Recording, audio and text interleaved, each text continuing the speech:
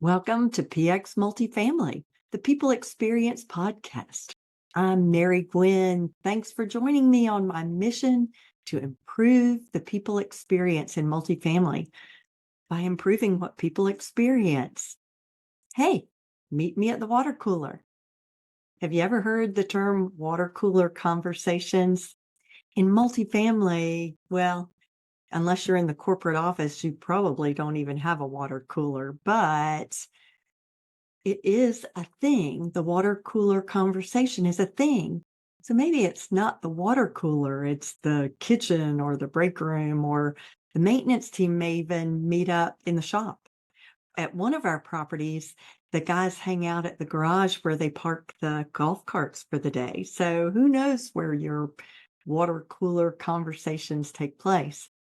So for those of us with no water coolers, water cooler talk is that casual, serendipitous conversation where you form personal relationships at work.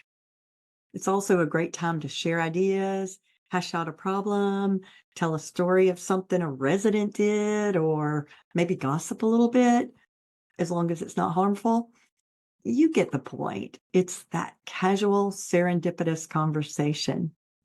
William and Tanya, they're two of our team members that went through a lot of transitions and turmoil when our client bought the community that they lease.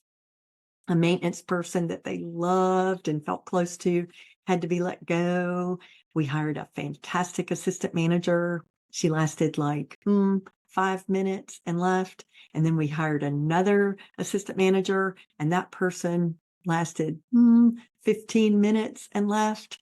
All the disruption. And at the same time, there was extreme pressure to lease. That property had the worst Google review score of any community I've ever managed. And William and Tanya worked so hard. They worked hard to get 5-star reviews. They actually brought the overall Google score up a whole point with almost 200 reviews. So you can imagine how many 5-star reviews they had to get.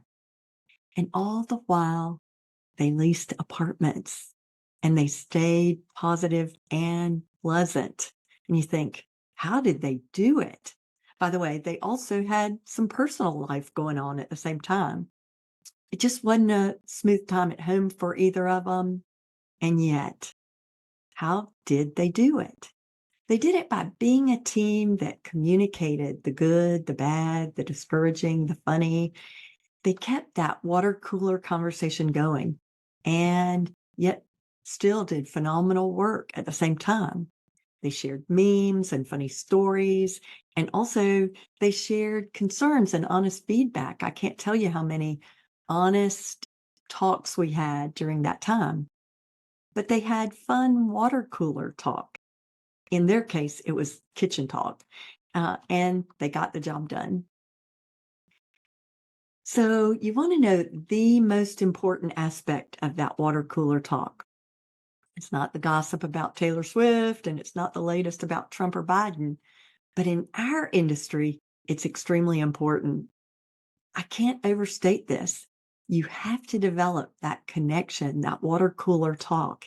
If you don't maintain that connection, that open communication, then when there's a real problem that a person won't feel connected enough to tell you, well, like when they've made a huge mistake and they need to tell you about it, or they've seen a policy breach that you need to know about, or they just have a personal concern that's impacting work.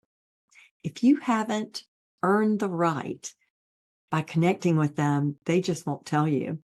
And so the most important aspect of water cooler talk, it isn't the fun talk, believe it or not. It's when there's a problem, you need your team members to feel comfortable talking about it to you. So maybe we're so busy we can't take that break. We're too busy for lunch or even to go to the restroom. Then we're missing the opportunity for the things that lighten the moment. You may be too busy. So you have to be intentional about that time, that casual time with your teammates.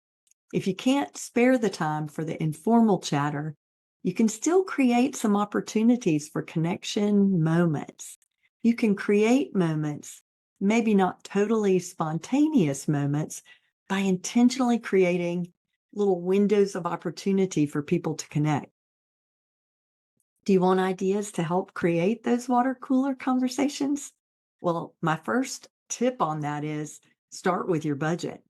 We budget for teams to have at least one lunch together a month, every team. Food always provides an opportunity for people to let their hair down and chat a little.